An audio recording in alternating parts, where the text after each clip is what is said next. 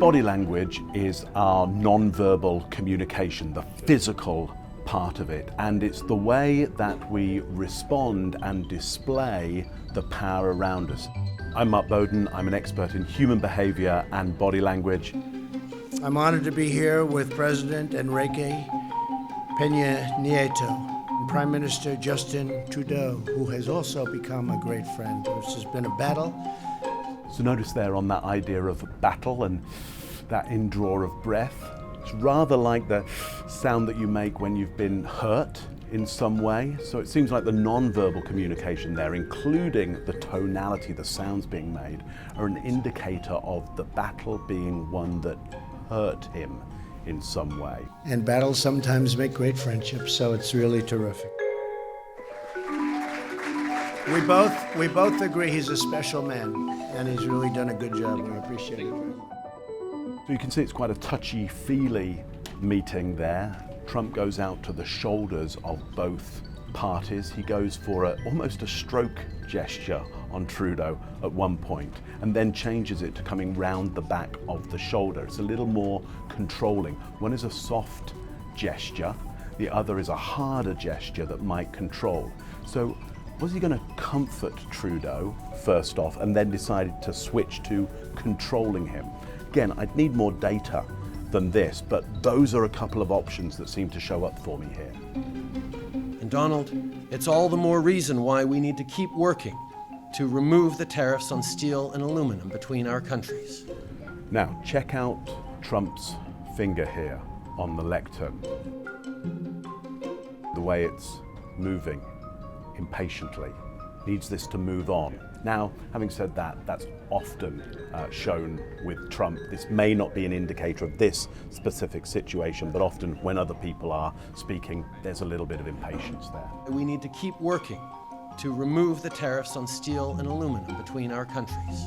We see lip pursing there. Something is being squeezed in, squeezed down. There's something that is not going to be said at this point.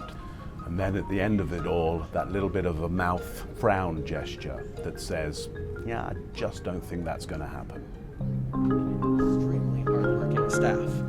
Once again, thank you all for being here today. As Trudeau says, once again, you see this kind of smirk from Trump there. Now, often people think that's something called duper's delight. It means that somebody is smirking with delight as they've duped somebody.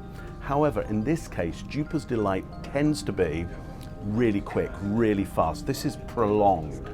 So whether it's that Trump can't pull a full, pleasurable smile at that point, or whether it might be that sense of, hey, I think I got one over on this bunch, tough to tell, because usually duper's delight, it's quick and it's sharp and it's a bit of a micro gesture.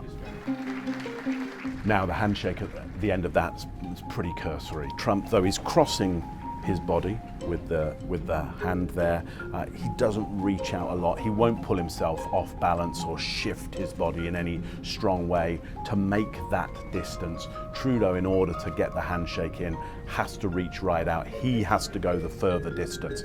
Again, can this be seen as analogous to the deal in general? You know, it's hard to tell. With body language, we need as much data as possible to get closer to the truth, but there's strong possibilities here, I think, that somebody is more happy than somebody else about this deal that's been made. Let's go. We're ready. Let's go. Let's go. Take a look at Freeland. She's doing what we might call noddies in the back. That's when you nod in agreement to everything that's been going on, just to give a positive feeling and a positive attitude around that. Watch her in the back, smiling, nodding, trying to give the aura that this is going really well, this is a good deal. But now look carefully at that smile. Is it a true smile? Is it a smile that when you look at it, you go, oh, that's a really good, true, pleasurable feeling that she has? I'm not sure that's a true smile. And there's a downward frown in it and a slight bitterness in taste there. I think that there's been an instruction to make out this is really good, and I think somewhere in somebody's mind it's not as good as hoped.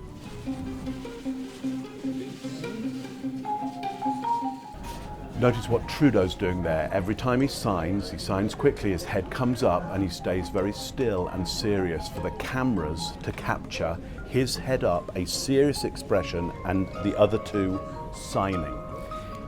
Is that in order to capture a photograph that looks like he's a little more reticent, a little less in agreement with what's being ultimately signed by him? Have a look at the aggression and the noise that came from when Trudeau shut the document. It's now closed. It's now done. He made a whole different sound than the other two, who closed it a little more gently. He's not caring for it as much. Maybe he doesn't care for the agreement as much.